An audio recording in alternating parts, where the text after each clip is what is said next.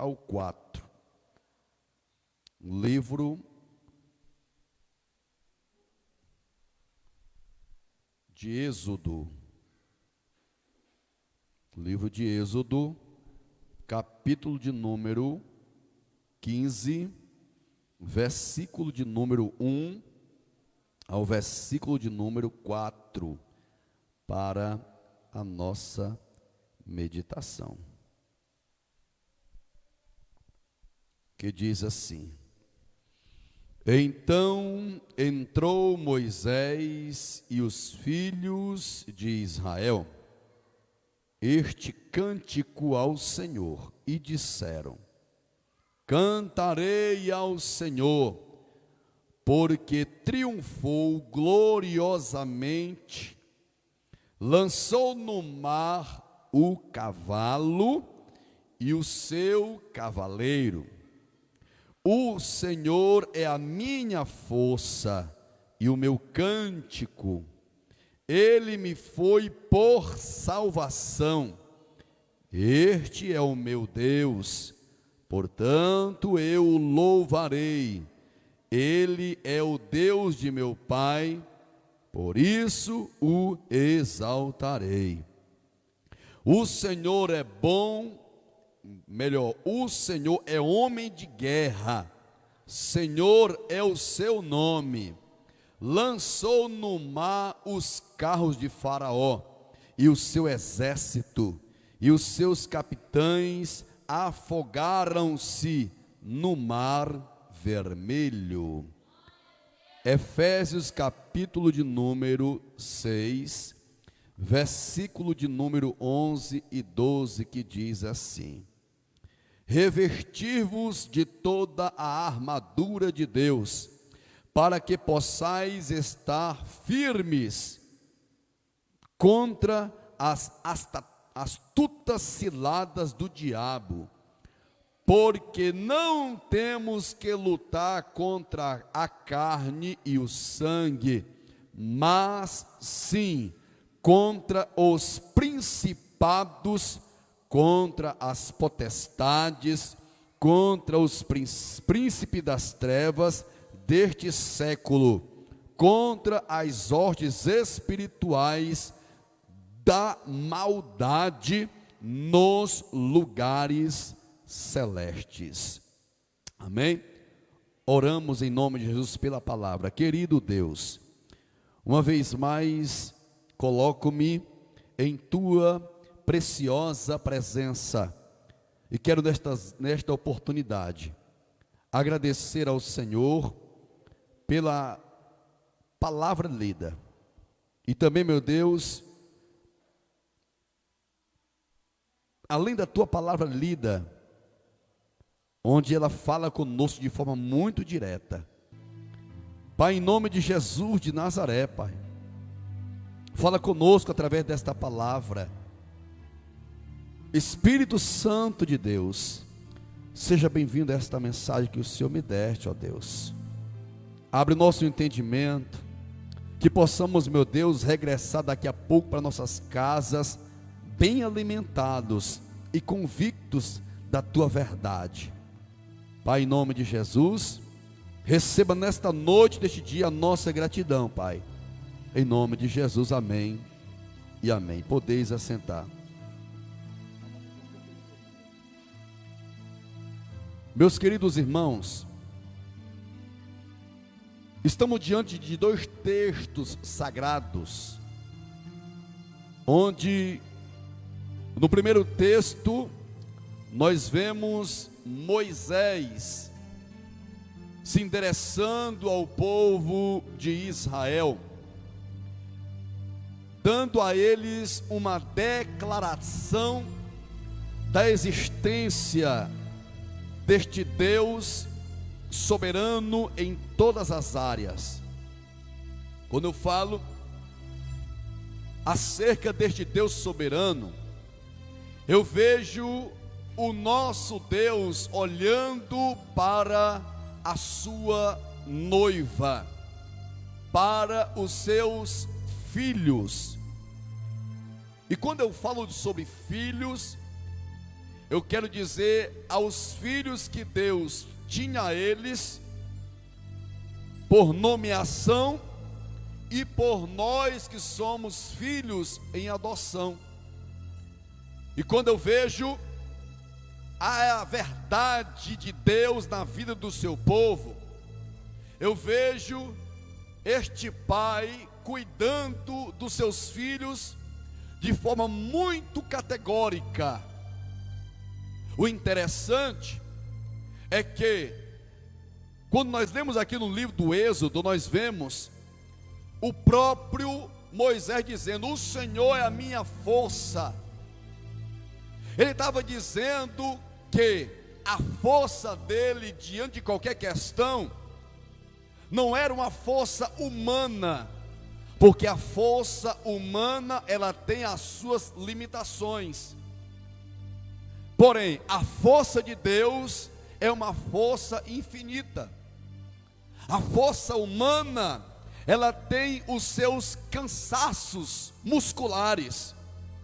Mas o nosso Deus, Ele é um Deus com a sua representatividade, não de força de musculação, não.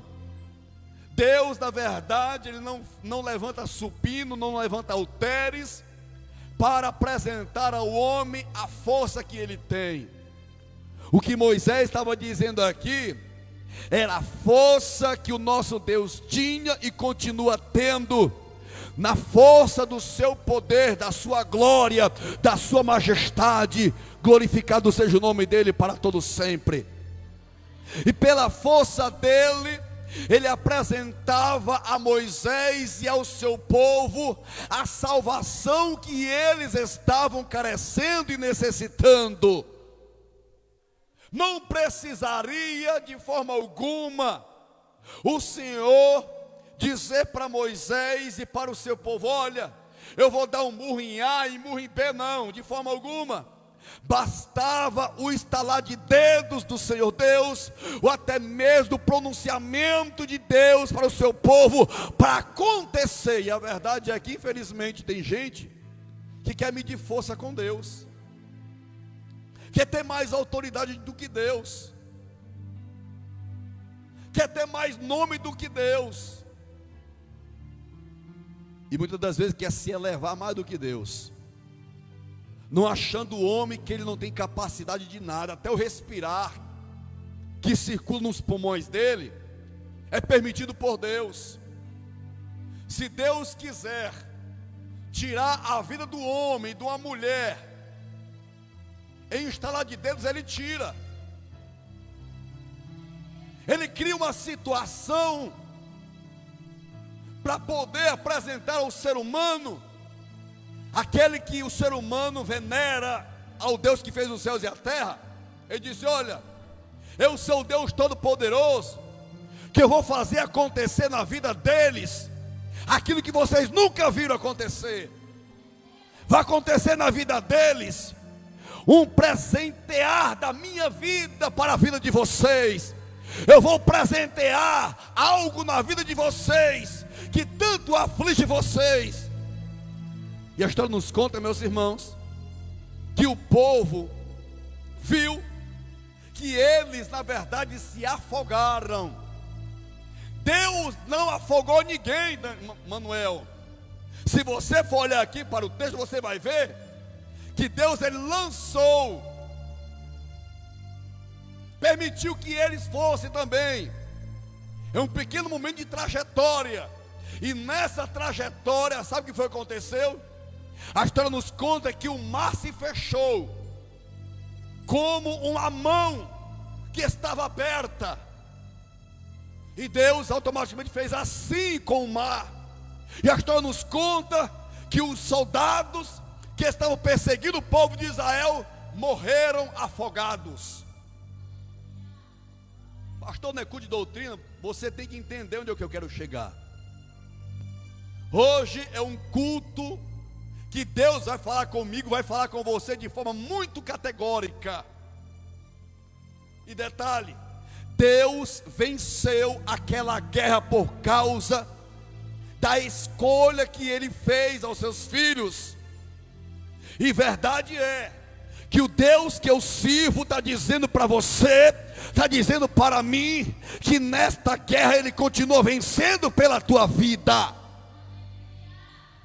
Ele não nos chamou para nós vivermos uma guerra de derrotas. Ele nos chamou nesta guerra para nós sermos vitoriosos.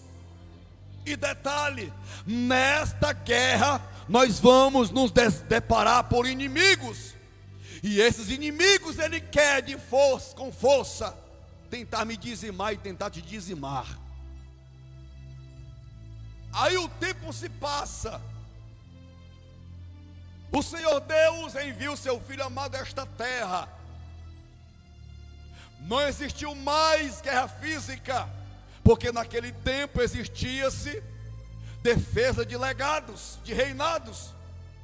E era necessário os homens irem à guerra, irmã Nívia. Era necessário, Gilvânia, Silvana e Dica, as pessoas irem à guerra para ganhar a guerra. Porque existiu constantemente reis que viesse a querer tomar a terra, tomar o reinado. E a verdade é que o povo sempre se colocou em guerras. Aí vem Jesus.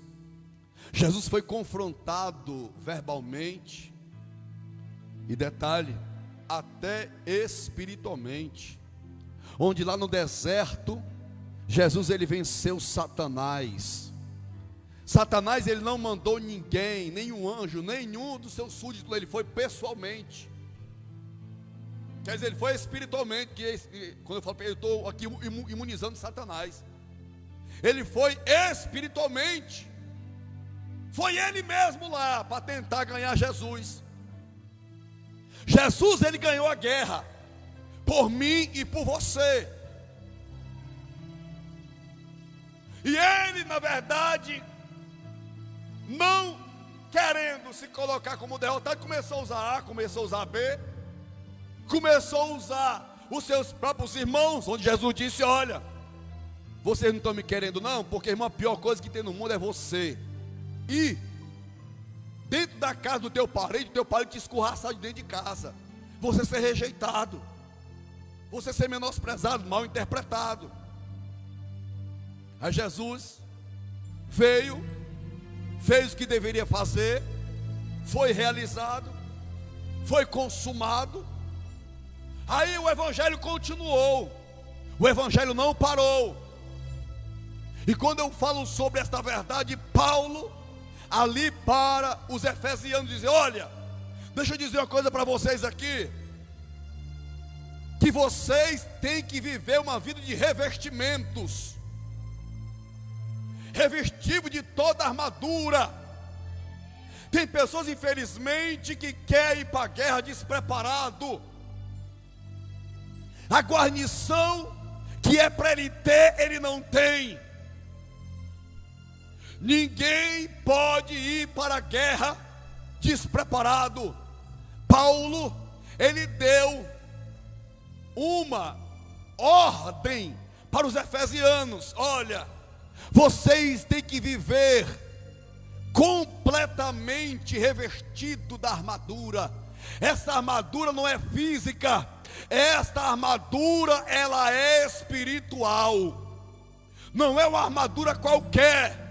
Esta armadura feita pelos homens, ela pode ser destruída, ela pode ter algumas anomalias, mas a armadura de Deus não. A armadura que o crente usa é uma armadura indestrutível.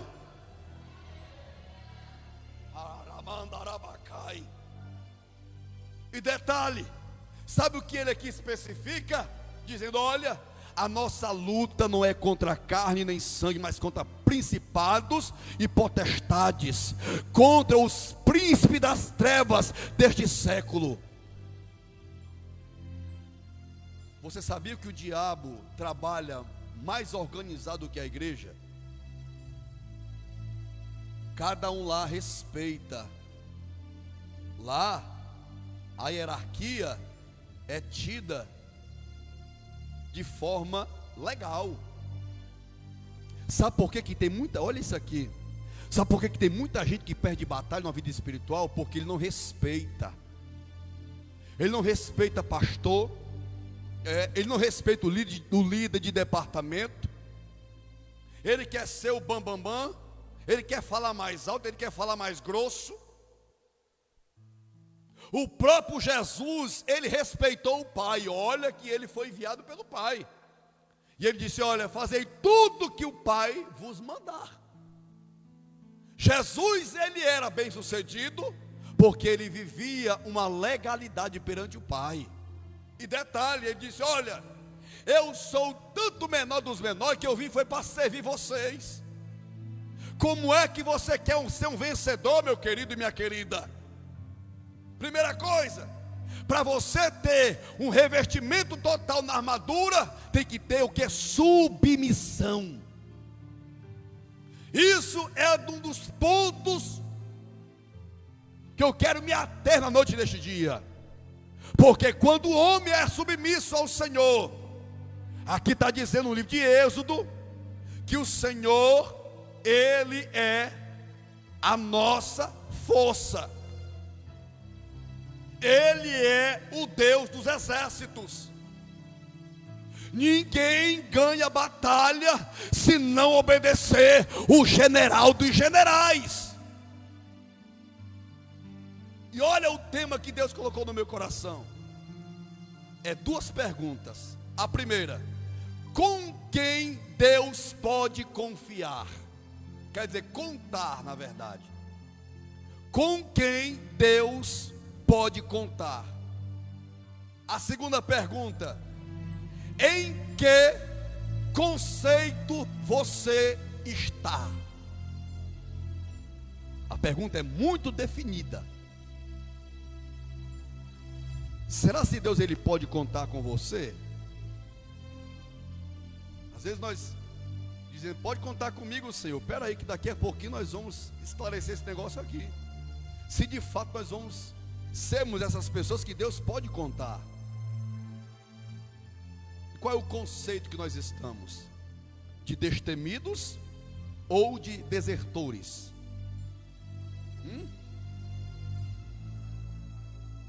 Qual é o legado que um homem tem aqui nesta terra? Porque para um homem ter um legado, ele tem que ser o quê? Destemido, tem que ser corajoso. Para se contar uma história de alguém, é porque essa pessoa teve coragem de fazer aquilo para a história ser contada. Jesus é contada a história dele porque ele teve coragem de vir aqui a esta terra. Então é por isso que até hoje se conta a história de Jesus. Até hoje se conta a história de pessoas que se renunciaram para fazer a vontade do Pai. Você está bem aqui, Arthur, pelo amor de Deus. Ou seja, meus irmãos, o que Deus na verdade quer dizer para você e para mim na noite deste dia é: eu posso contar contigo. Para eu contar contigo, precisa existir algumas evidências. E nós vamos ver aqui alguns conceitos. O primeiro conceito é o conceito do destemido. A pior coisa que tem no mundo é você andar com gente medrosa. O medroso, ele nunca vai te repassar segurança. Ou vai? Agora o corajoso não. O corajoso faz você avançar.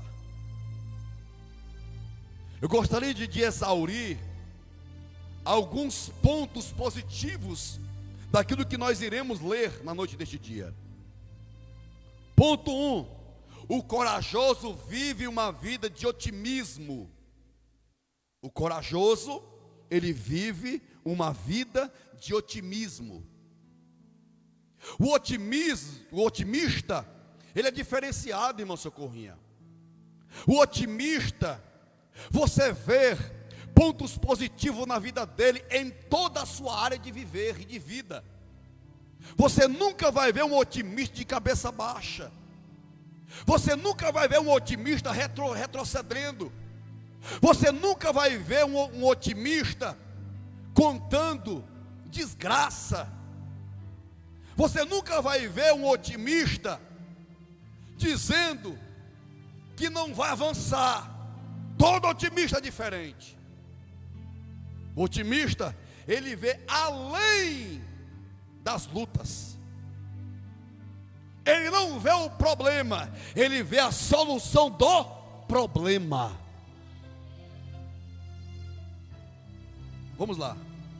Números capítulo 13, versículo 30. Olha o que diz aqui. Então Caleb fez calar o povo perante Moisés e disse: certamente subiremos e a possuiremos em herança, porque seguramente prevaleceremos contra ela. Agora, o que me chama a atenção aqui na vida de Caleb é ele vivendo o que o próprio Deus prometeu. Como é que Deus ele fala uma coisa para mim? Como é que Deus ele fala uma coisa para você e você vai desconfiar daquilo que Deus prometeu? Caleb foi diferente. Deus tinha dito para Moisés: Moisés, faz o seguinte, tu pega, Moisés, 12 pessoas de cada tribo e envia até Canaã. E a história nos conta, meus irmãos, que eles foram até lá, passaram 40 dias espionando a terra e voltaram. Houve lá uns acontecimentos, e a história nos conta que eles trouxeram sobre as costas uvas. E detalhe, nessa uvinha que você compra no supermercado Mateus, nessa uvinha que você compra no mercado aí não, e nem outro supermercado aí que você não conhece, era uvas. Eu acho que a pessoa colocava até biotônico aqui. Eu acho que naquele tempo existia biotônico, entendeu?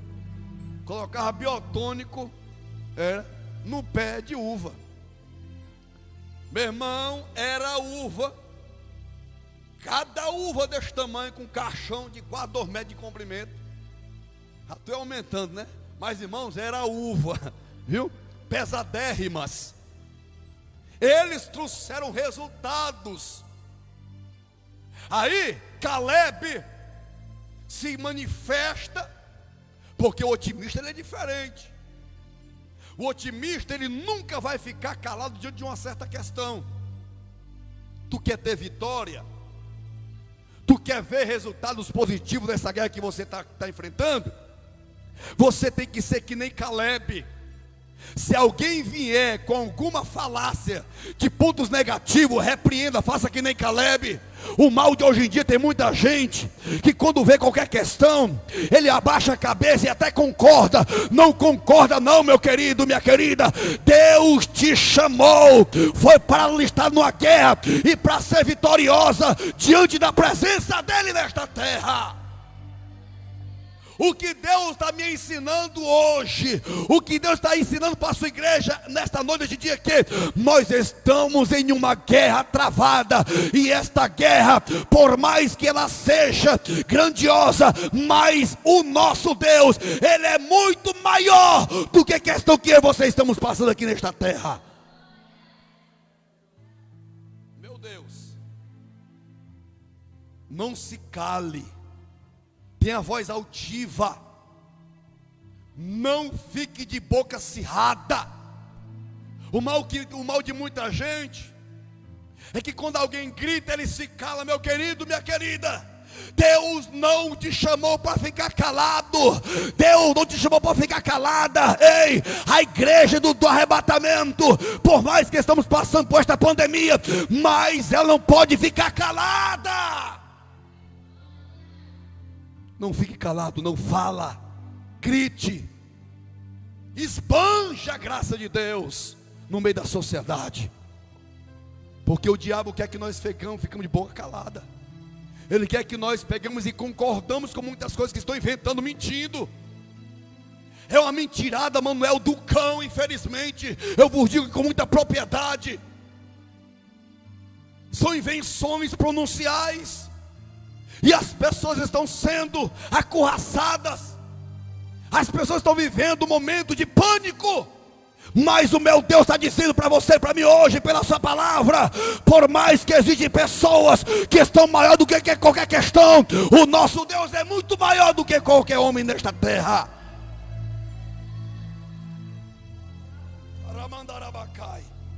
O corajoso vive uma vida de otimismo. O otimista é diferente. Quando você, presta, olha para cá.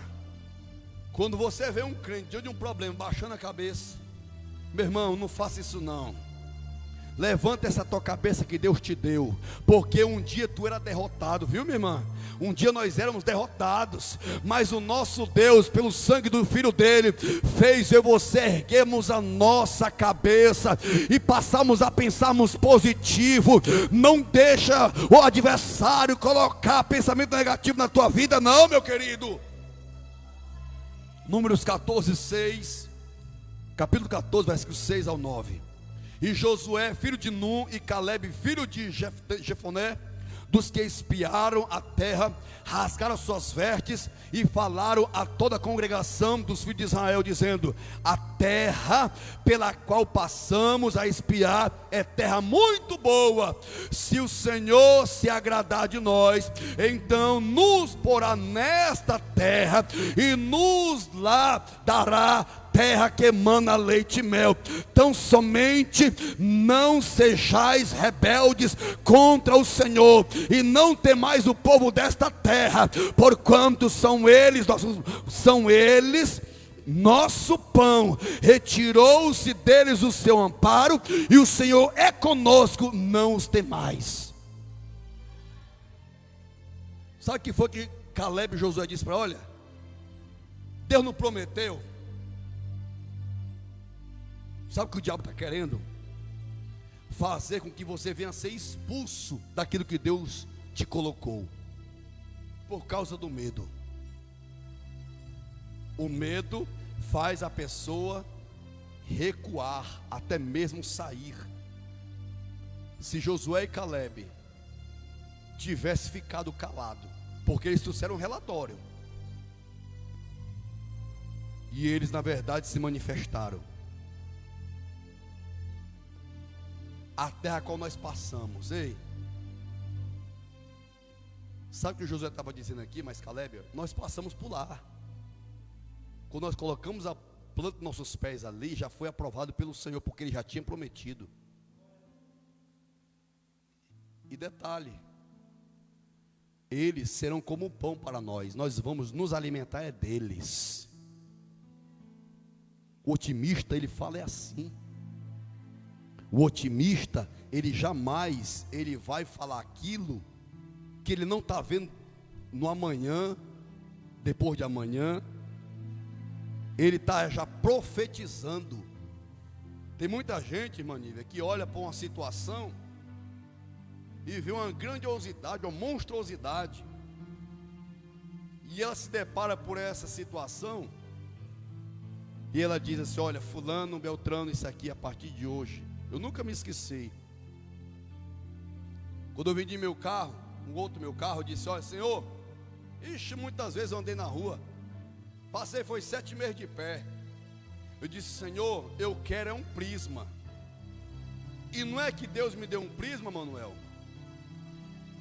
porque se eu fosse, alguém me disse: pastor Enzo, Deus vai lhe dar um carro zero. Se eu fosse pessimista, eu disse: não tenho condição não. O meu Deus é tão bom. E quantas vezes eu passo: Senhor, eu quero é um carro e é um prisma. E Deus é tão bondoso que Ele me deu, sabe o que foi? Um prisma zero. Comprei na loja, estava no plástico, sem placa. Recebi o carro com placa, com IPVA pago. Bendito seja o nome do Senhor. Ou seja, o problema existe, mas você tem que ser otimista perante o problema e dizer que este problema vai ser vencido pela tua ordem profética, em nome de Jesus. Ponto 2. O destemido jamais luta só e torna-se aquisitador.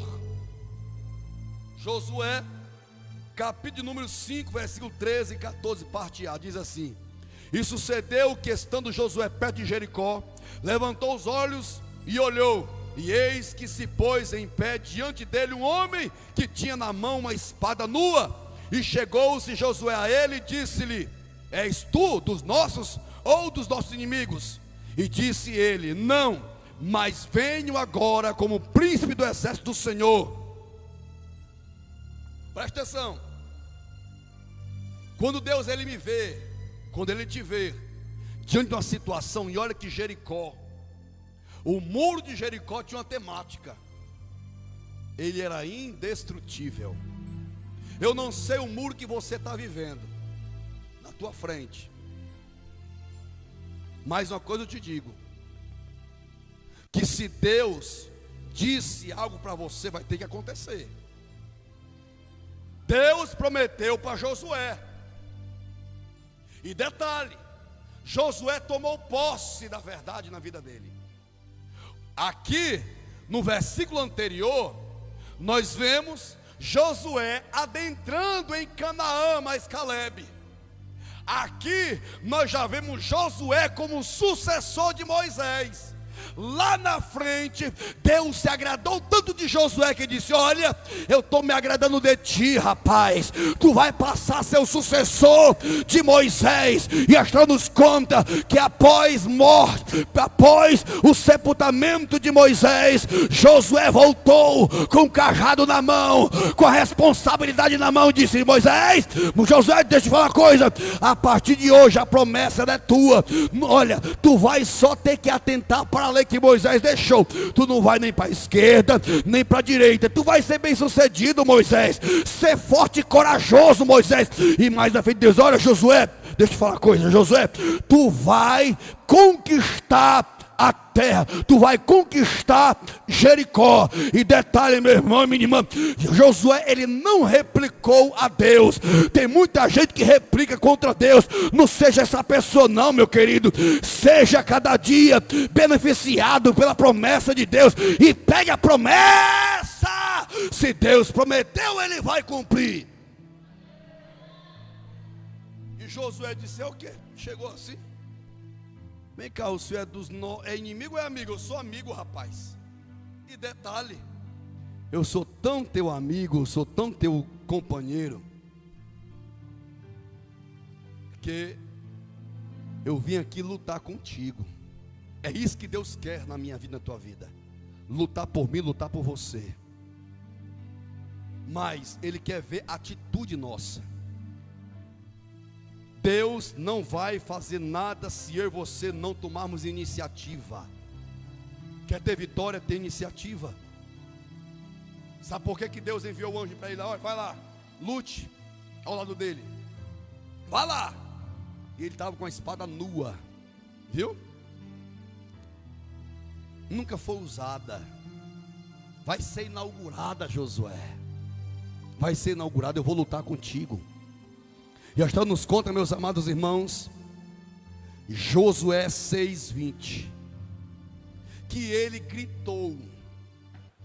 Por isso que lá em Jeremias 33:3 diz: clama a mim, e responder-te e anunciar-te coisas grandes e firmes que não sabes. Josué, ele recebeu uma ordem, e a ordem ele executou. E detalhe, com os olhos que Deus deu a Josué, Josué viu, irmã Nívia, aquela grande muralha caindo por terra. Você quer de fato ser uma pessoa que Deus possa contar? É verdade, é preciso você vivenciar as ordens de Deus. E detalhe, meu querido e minha querida irmã, em Cristo Jesus, jamais vai deixar de existir Jericó na tua frente. Mas eu te digo em nome do Pai, do Filho e do Espírito Santo: faça como Jericó, seja uma pessoa determinada, seja uma pessoa otimista, não seja pessimista, e em nome de Jesus você vai ser um vitorioso e uma vitoriosa em nome do Pai, do Filho e do Espírito Santo. E outra, se Josué fosse, não, Senhor, essa muralha ali ela é indestrutível, não tem como não. Não tem como.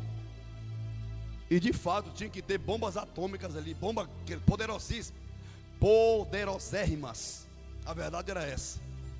Mas na estratégia, Deus, Josué, tu faz assim, assim, assado. Tu quer ter vitória? Porque assim, com quem que Deus ele quer contar? Com pessoas que venham a viver o desafio de Deus. Tem gente que não quer viver o desafio de Deus. Tem gente, infelizmente, que Deus coloca um desafio e ele faz de conta, por causa do medo, que Deus nem falou com ele. Deus está falando contigo nesta noite, deste dia. Deus está forjando estratégias novamente para tu ser um vencedor, meu querido. Amém? Vamos mais adiante. Ponto 3. O destemido é sereno diante das lutas. 1 Samuel 17, 26, parte C, 36, 37, 45, 46, que diz assim: quem é, pois, este incircunciso filisteu para afrontar os exércitos do Deus vivo? Assim feria o teu servo, o leão, como urso, assim será este incircunciso filisteu como um deles. Portanto, afrontou os exércitos do Deus vivo. Disse mais Davi: o Senhor me livrou das garras do leão do urso, ele me livrará da mão deste filisteu. Então disse Saul a Davi: vai, e o Senhor seja contigo. 45, Davi, porém, disse aos filisteus: tu vem a mim com espada e com lança e com escudo, porém eu venho a ti em nome do Senhor dos exércitos, o Deus dos exércitos de Israel, a quem tens afrontado. Hoje mesmo o Senhor te entregará na minha mão, e ferir-te-ei, e tirar-te-ei a cabeça, e os corpos do arraial dos filisteus darei hoje mesmo às aves do céu, e às feras da terra, e toda a terra saberá que há Deus em Israel. Ei, o destemido, ele é sereno, ele é calmo. Se Davi fosse se entrar no pânico, se agoniar, mas Davi não. Davi foi diferente. Estava lá 40 dias e 40 noites naquela guerra. E a Bíblia nos conta que Davi ia e voltava, cuidava das ovelhinhas. Um belo dia, Jessé disse: Davi, vai até os teus irmãos, estão tudo com fome. Leva marmitinha para os meninos lá que estão com fome. Para ganhar uma guerra tem que estar com a barriguinha cheia. Para ganhar uma guerra tem que estar sustentado, tem que estar bem alimentado. E Davizinho chegou lá, desse tamanhozinho, do tamanho da Silvana, 1,5 m. Chegou lá, Davi escutou: que marmota é essa daí? Desse incircunciso desafiando o exército do Deus Altíssimo. E detalhe, meu querido, e detalhe, igreja do Senhor nosso Deus, que diante desta evidência, Saul manda chamar Davi. E Davi começa a relatar: rapaz, deixa eu te falar uma coisa, eu tenho certeza que esse rei irresponsável aí vai ser mais um que vai entrar no meu histórico. Louvado seja o nome do Senhor. Qual é o legado que você tem alcançado? Qual é o legado que você tem apresentado? Qual é o legado que você vai ter no teu futuro, se você não tiver evidência de um verdadeiro guerreiro na presença do Senhor? E a história nos conta que Davi disse: Saul, eu te digo uma coisa, a partir de hoje tu vai ver esse homem aí morto. Não vai ter mais ninguém para desafiar o exército do Deus Altíssimo, porque o meu Deus vai vencer essa guerra pela minha vida e pelo povo de Israel. E ele ainda vem ainda dizendo com as marmotinhas lá: rapaz, tu tá querendo me afrontar? Tu tá vindo pensando que eu sou um cachorro, rapaz? quis intimidar Davi. Ele tinha aproximadamente 3 metros de altura. O capacete dele, a roupa dele era sólida. Tinha aparentemente como Golias ser um vencedor daquela guerra.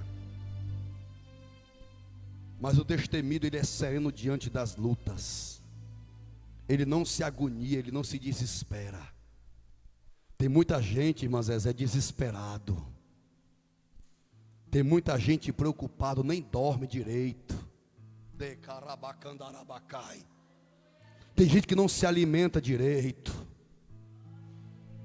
Davi poderia ser pequeno, mas ele entendia que maior era o Deus que estava com ele para vencer aquela guerra. Tanto que ele disse: olha, eu vou contra ti em nome do Senhor dos Exércitos. E todos nós somos conhecedores da história, que Davi venceu aquela guerra. Seja um homem sereno, confia no teu Deus, descansa, como cantou ainda agora há pouco a missionária, descansa no Senhor, e tu verás a mão do Senhor na tua vida. Os gigantes sempre vão existir, como as muralhas, as covas dos leões sempre vão ser existentes, mas deixa eu te falar uma coisa, em nome do Pai, do Filho e do Espírito Santo: maior será o Deus que eu sirvo, o Deus que você serve diante dessas circunstâncias que você vive. E detalhe, Deus sempre vai contar com pessoas assim, serenas e confiantes nele, porque quando o homem vive em desespero, ele não vive mais um descansar no Senhor, ele não vive mais uma confiabilidade no Senhor, ele vai querer viver do jeito dele, agir do jeito dele. E detalhe, meu querido irmão e minha querida irmã, o nosso Deus, ele quer ver eu e você fazemos como Davi disse: olha, problema mal, que é que vem que acontecer. Eu disse para alguém hoje: olha, minha irmã, aleluia, o ano de 2020 é só um rascunho do que vai acontecer o ano que vem. Tem muita gente aí que está preocupado com o coronavírus. Eu não vou para a igreja não, eu não vou fazer isso não, eu não vou fazer aquilo não, por causa do coronavírus. E se eu te falar: pastor, o senhor está dizendo que vai ser pior no que vem? Meu querido e minha querida, a partir de então, todos os dias, todos os anos, vai ser pior ainda, porque a palavra de Deus tem que se cumprir. Louvado seja o nome do Senhor. E detalhe, coisas piores vão acontecer nesta terra, mas o meu Deus está à procura de verdadeiros homens e mulheres destemidos da presença dele. Meu Deus, meu Deus, hoje Deus está vendo quem são os corajosos e os medrosos. Deus está vendo quem são os verdadeiros Davi da vida. Deus está vendo quem são os verdadeiros Josué da vida. Deus está vendo quem são os verdadeiros Caleb da vida. Vamos mais adiante. Ponto 4. O destemido obedece e executa a ordem divina. Juízes 7, 2, 13 em diante. Juízes, capítulo 7, versículo de número 2, 13 em diante, que diz assim: meu Deus, Arabacandarabacai. Disse o Senhor a Gideão: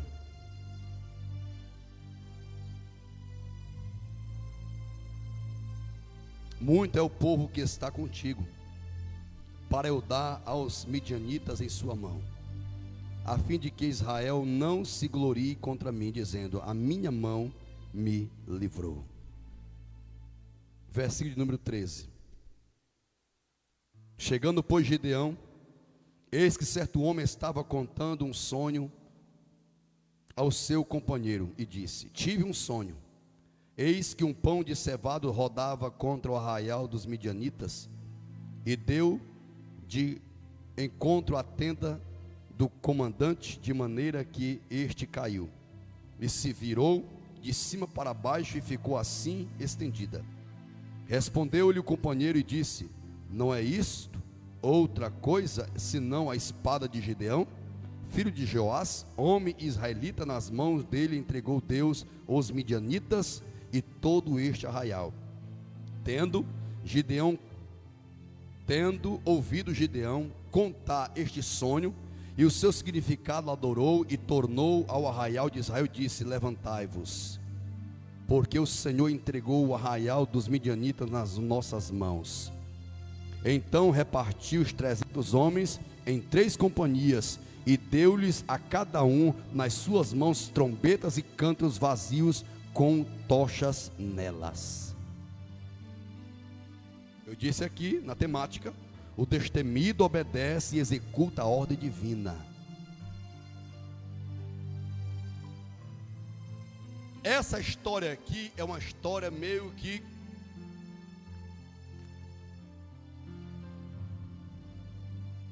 preocupante para muitas pessoas. É uma história de confronto. Viu, meu socorrinha? Essa história aqui é uma história de confronto para o povo entender como é que eu vou vencer uma guerra com a minoria da minoria. Mas o cristão, que quando ele tem coragem nas veias, que circula no seu ser espiritual, ele é entendedor que na minoria, humanamente falando, existe a maioria que está com ele. E eu te digo em nome do Pai, do Filho e do Espírito Santo, que nós não estamos só.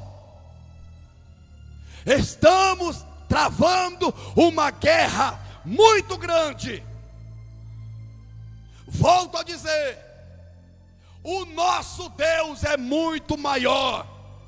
Os midianitas têm as suas representatividades, que está acima dessa ilegalidade. Primeiramente Satanás, e depois os seus súditos.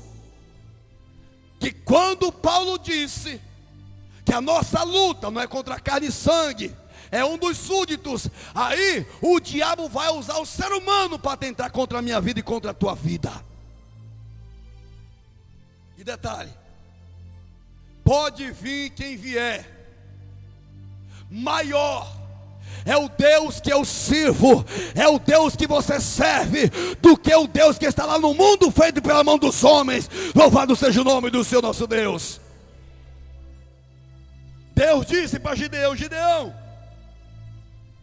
é demais o povo que está contigo para eu te entregar os midianitas nas tuas mãos. Já pensou? Você está diante de uma situação e você: mas Senhor, que negócio? Rapaz, confia em mim. Tem mais pessoas confiando no próximo do que em Deus. Ele é mais resistente à voz de Deus do que à voz do homem. Se Deus disser: filha, eu estou contigo, é paliativo. Agora, se o homem disser: mulher de Deus, homem de Deus, eu estou contigo, aí você vai: rapaz, fulano diz que está comigo, ó. Beltrano diz que está comigo, ó. Prometeu estar do meu lado, meu querido e minha querida. O homem, ele pode dizer que pode estar contigo, mas um dia ele vai falar com a tua pessoa: mas o meu Deus é diferente. O meu Deus, ele age diferente. Ele vai estar comigo, com você, em toda a nossa área da nossa vida. E Deus estava com Moisés, com Gideão. Vamos mais adiante. O destemido exerce sua atividade e reflete um legado. O destemido exerce sua atividade e reflete um legado. 2 Timóteo 4:7. Paulo dizendo: combati o bom combate, acabei a carreira, mas eu guardei a fé. Então, para você, meu irmão, combater um bom combate, dizer isso, é porque você tem a certeza que aquele combate você não ganhou sozinho. E todo combate que Paulo, não era combate negócio de murro não, viu? Não, todo combate que Paulo exercia aqui na terra era em prol do reino, e todas elas o Senhor ganhou para glorificação do nome dele através de Paulo. Diz: combati o bom combate, acabei a carreira. Até hoje menciona-se Paulo nas tribunas, um homem diferenciado, um homem que não abaixava a cabeça, um homem que não se deixava levar pelo desânimo, mas era um homem que levava a palavra do Senhor a que custava. Paulo estava presente, Paulo exercia o exercício de um homem escolhido por Deus, e guardou a fé. E hoje em dia tem muitas pessoas que não têm guardado a fé por causa da luta, abandona Deus com muita facilidade. Vamos mais adiante. O segundo conceito: desertor e suas descrições. Pastor, o que é desertor? Desertor é aquele que é chamado e abandona suas convicções, seus serviços, seu compromisso, e deixa seus companheiros só na linha de frente. Traduzindo, é um covarde. É um covarde. É um desertor. Primeiro ponto, eu falei aqui suas descrições. Primeira descrição: eles são pessimistas e evasores. Números capítulo 13, versículo 28, 29, 30 a 33, que diz assim: o povo, porém, que habita nessa terra é poderoso, e as cidades fortificadas e muito grandes, e também ali vimos os filhos de Anak, os amalequitas, habitam na terra do sul, os heteus, os jebuseus, os amorreus, habitam na montanha, e os cananeus habitam junto do mar, e pela margem do Jordão. Porém, os homens que com ele subiram disseram: não poderemos subir contra aquele povo, porque é mais forte do que nós.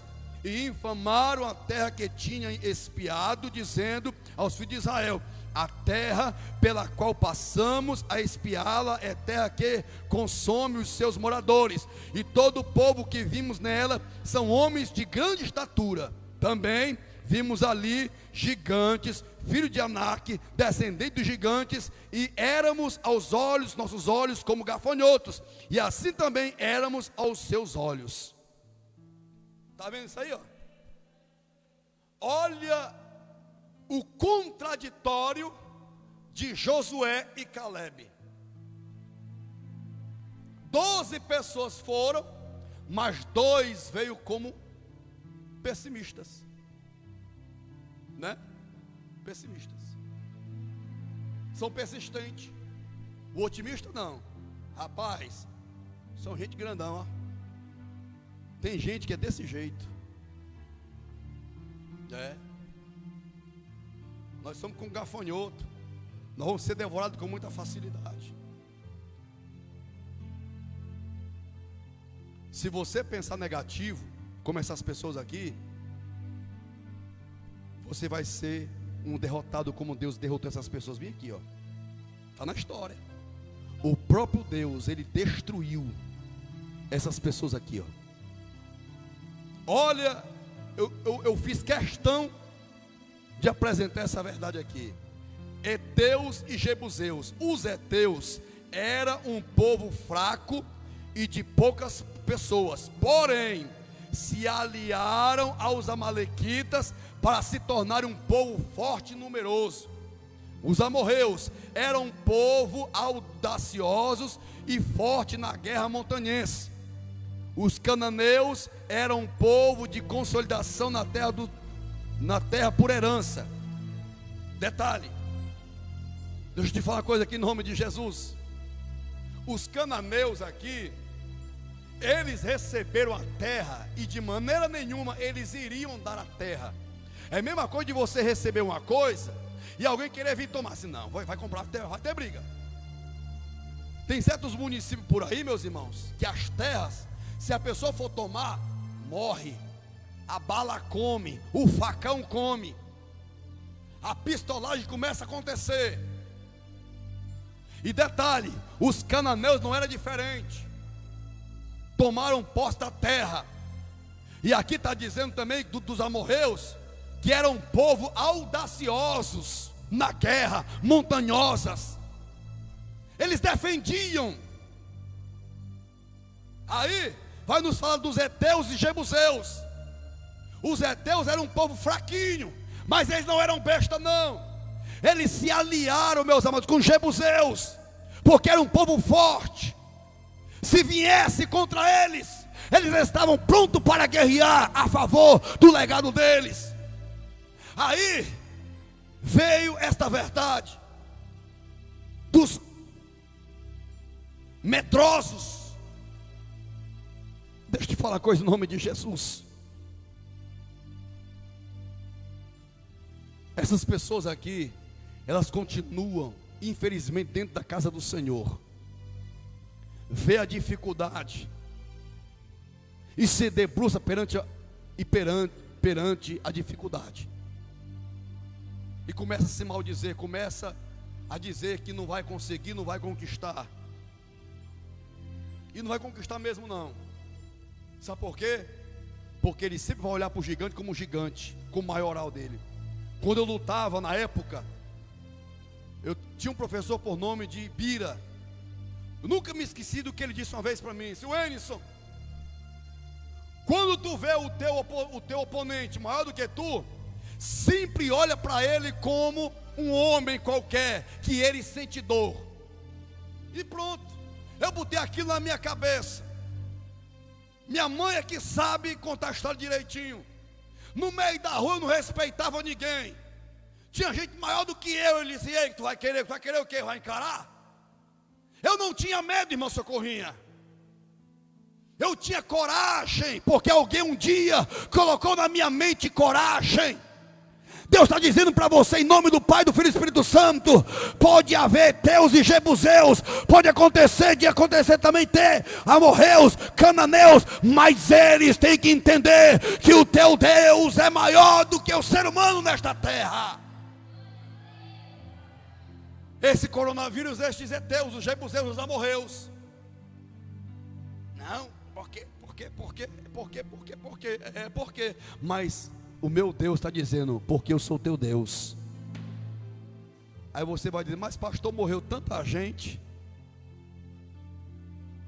Porque essa doença veio para matar mesmo.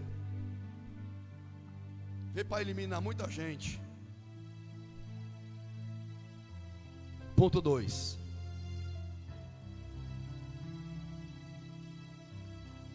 Não se opõe por causa do medo.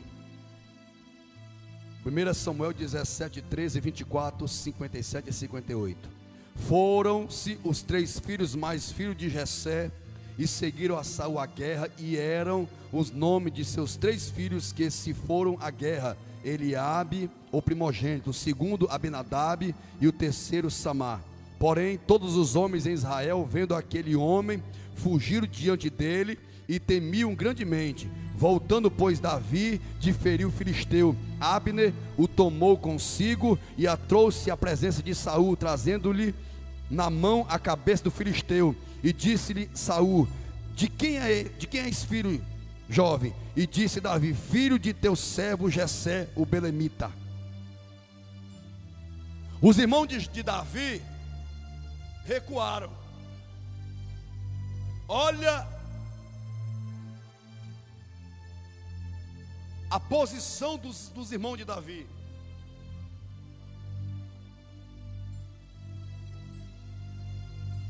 Recuaram por causa de Golias. Tu vai continuar recuando, é? Deus quer que você recua, é? Deus, será que Deus ele pode contar com pessoas que recuam? Hã? Por que tem muita gente que recua? Por que tem muita gente que é igual aos irmãos de Davi? Por quê? Por quê? Será se o rei não merece a gente recuar? Eu vou tocar aqui numa tecla, não me leve a mal não, isso aqui é no Brasil todo, é no Brasil todo. O que tem de igreja, irmã Zezé,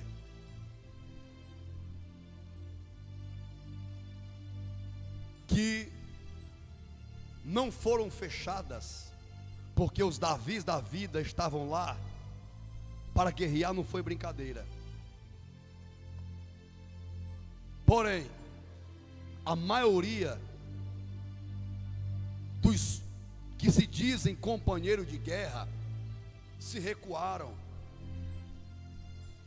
Eu falo isso aqui com muita, não estou, a palavra julgar é falar daquilo que não tem certeza. Eu falo isso aqui, Manuel, com muita propriedade pela palavra de Deus. Olha que eu estou colocando ela como minha testemunha, a palavra. Quantas pessoas em dias de culto jejuou em prol do pastor que estava lá na linha de frente? Quantas pessoas orou em prol do pastor que estava lá na linha de frente? Quantas pessoas participaram de live como esta? Quantas? Estavam, era na frente de televisão assistindo novela ou filme. Estamos em uma guerra espiritual. Esta guerra, ela continua, meu querido irmão. Esta guerra, ela não acabou. Esta guerra está precisando de um Davi que venha se colocar no centro da vontade de Deus para guerrear em favor do reino dele nesta terra.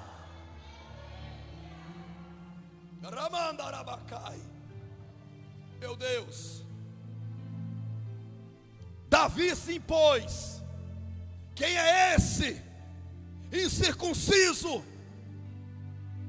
menor do que os irmãos dele, irmã Nívia? E infelizmente, os irmãos de Davi se amedrontaram, se esconderam, ficaram com medo de Golias. Tem muitos irmãos de Davi com medo. Não tenha medo, lute conosco em prol do reino de Deus. Porque enquanto os homens se amedrontam, o diabo está ceifando vidas. Só exemplificando, se Deus o livre e guarde, uma pessoa que se diz ser cristão e membro de alguma igreja, obreiros, irmãos líderes de departamentos que se dizem ser, se Deus o livre e guarde, o pastor adoecer, a igreja fecha, porque pessoas estão se amedrontando perante uma guerra evidencial no mundo que estamos vivendo. Escreve como eu estou te dizendo aqui para você hoje. O ano de 2021 vai ser pior do que o ano de 2020, porque tem que se cumprir a palavra de Deus. E aí você vai continuar sendo medroso, mas eu te digo em nome do Pai, do Filho e do Espírito Santo, Deus é com a sua igreja aqui nesta terra. Se imponha em prol do reino e Deus será glorificado na tua vida.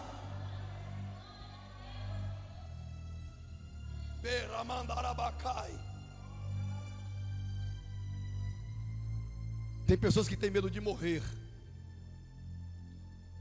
Eu tenho medo de morrer, que eu não vou mentir. Mas eu estou aqui, ó. Eu não fechei um dia. Estou aqui há 3 meses depois dessa pandemia. Eu continuo aqui pregando o evangelho do reino de Deus. E detalhe, estou falando no microfone. Eu não peguei coronavírus e nem vou pegar. E detalhe, tem pessoas que foram curadas para a glória de Deus. Porque se eu fosse me amedrontar, porque se Davi fosse amedrontar, Davi tinha visto com seus olhos Golias vencendo a guerra em W.O. Era W.O. Não tinha ninguém. E aí? Vamos se impor em nome de Jesus. Serão verdadeiros apóstatas. Juízes 7, 3, 5 a 7. Agora, pois, já estou quase terminando. Agora, pois, apregou aos ouvidos do povo, dizendo: quem for medroso e tímido, volte e retire-se apressadamente das montanhas de Gileade. Então voltaram do povo 22.000, e 10.000 ficaram.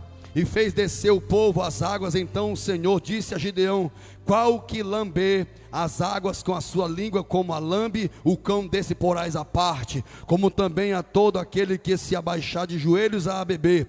E foi o número dos que lamberam, levando a mão à boca, 300 homens. E todo o restante do povo se abaixou de joelhos a beber as águas. E disse o Senhor a Gideão: com estes 300 homens que lamberam as águas, vos livrarei e darei os midianitas na tua mão. Portanto todos os demais se retiraram, cada um ao seu lugar.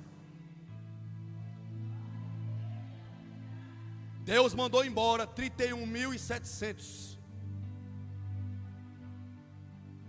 O que Deus disse para Gideão: Gideão, os medrosos e covardes, está o quê? Voltem. Olha o que eu botei aqui: serão verdadeiros apóstatas. Por que eu estou dizendo isso aqui? É basicamente assim, deixa aqui exemplificar. Vamos supor que Gideão estava lá com 32.000, guerreando. Aí os seus soldados que estavam aos seus cuidados, Deus, pela sua onisciência, já viu o que iria acontecer. E detalhe, eles iriam guerrear fisicamente. E Deus já estava dizendo para Gideão: tu vai morrer, tu vai perder, tu vai morrer, por causa desses medrosos.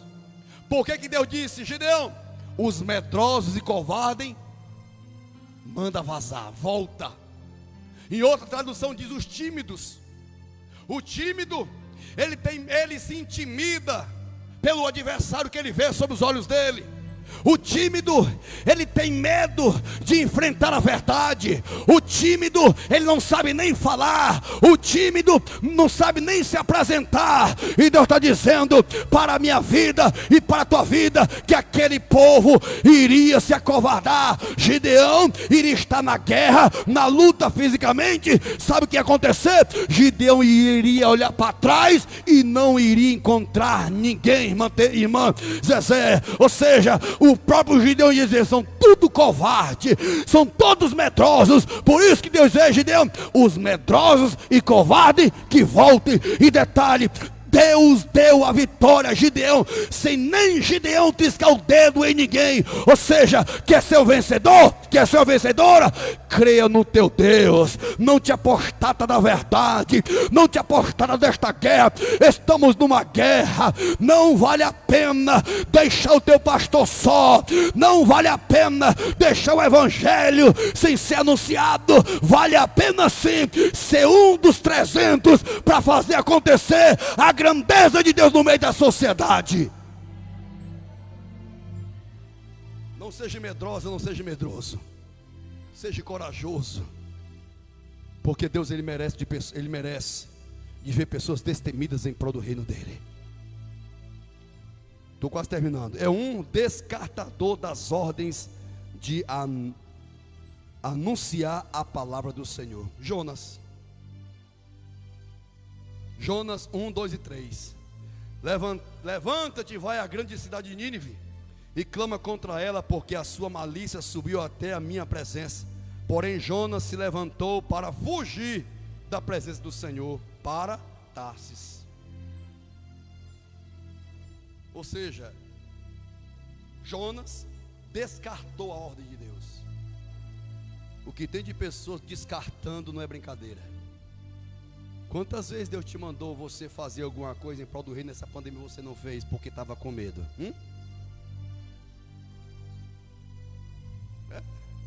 Vou dizer de novo. Se eu fosse descartar a ordem de Deus, vidas não tinham sido curadas através dessa live. Viu, irmã Nívia? Pessoas se reconciliaram, irmã Nívia, através dessa live. Pessoas se reconciliaram aqui na casa do Senhor através dos cultos que estamos aqui realizando. Jonas teve que entrar na barriga do peixe para poder entender a chamada de Deus na vida dele. Para finalizar, ponto 5, descumpridor de promessas. Está lá em Mateus 26, 34, 35 e 74. Onde Pedro prometeu para Jesus: não, Senhor, eu estou contigo, não abro. Viu? Nem que seja na hora da morte, eu estou contigo. Jesus, rapaz, é o seguinte, olha, tu vai me negar, viu? Quando tu me negar, o galinho vai cantar. E a Bíblia diz que quando Pedro negou pela terceira vez, no versículo 75 de Mateus, nos conta a história, que ele ficou amargurado. Pastor, eu prometi muita coisa, você está aqui nem Pedro. Na hora da verdade, eu pego para capar, estou negligenciando. Se eu morrer hoje, eu subo feliz. Eu vou fazer que nem Paulo: combati o bom combate, acabei a minha carreira e guardei a fé. Pelo menos eu estou fazendo uma coisa que está agradando o Rei dos Reis, Senhor dos Senhores. Estou aqui pregando o Evangelho. Deus um dia me deu a vida. Ei! Mas eu te digo em nome de Jesus de Nazaré, é mais fácil alguém pegar coronavírus lá fora do que dentro da casa do Senhor. Porque aqui dentro não pega, em igreja nenhuma pega. Porque a gente higieniza tudo. Taca, como é que é o nome? Álcool e alguma coisa parecida, para poder higienizar, para ficar tudo bonitinho. Aí tem medo de ir para a igreja, mas não tem medo de ir para supermercado, não tem medo de ir para banco, não tem medo de ir para feira, não tem medo de ir para canto nenhum, não tem medo. Se não for para o trabalho, ei, vou te dar aqui tuas contas, viu? Aí é obrigado a ir para o trabalho. Não vou para a igreja não, porque eu vou pegar o coronavírus. Continua sendo pessimista, né? Na verdade otimista, não, pessimista. Continua sendo pessimista. Vamos sermos diferentes, meus irmãos. Vamos sermos diferentes. Porque o nosso Deus, Ele está perguntando para você e para mim hoje: com quem Deus pode contar? Com quem que Ele quer contar? Com quem é? Em que conceito você está? Você está no conceito do destemido, que é corajoso? Ou você está no conceito do desertor, que é medroso? Fica aí essa pergunta. Pastor, eu sou destemido, pastor. Eu sou corajoso. Mas na hora do pega para capar, meu irmão, é o primeiro a recuar. Então você não é destemido. Você, para mim, é um desertor. Porque estamos numa luta. A verdade é essa. E essa luta, só quem Deus vai dar vitória é quem dá continuidade a uma luta de vitória. Como é que nós vamos lutar, irmã Socorrinha, se não tem luta? Porque dentro de casa ninguém está lutando, não. Não está. Eu tenho certeza que não está lutando. Se eu for perguntar aqui, eu tenho certeza que essa pessoa não jejuou hoje, em prol do culto de hoje à noite. Não vou nem perguntar aqui. Eu tenho certeza que não orou. Pastor, orei, glória a Deus. Jejuei, glória a Deus. Mas de 100, só tira 10. Entendeu? Só tira 10. É obrigação da igreja orar e jejuar e ler a Bíblia e se congregar. O governador diz: não é para ninguém ir para a igreja. Não, vou obedecer a voz do homem.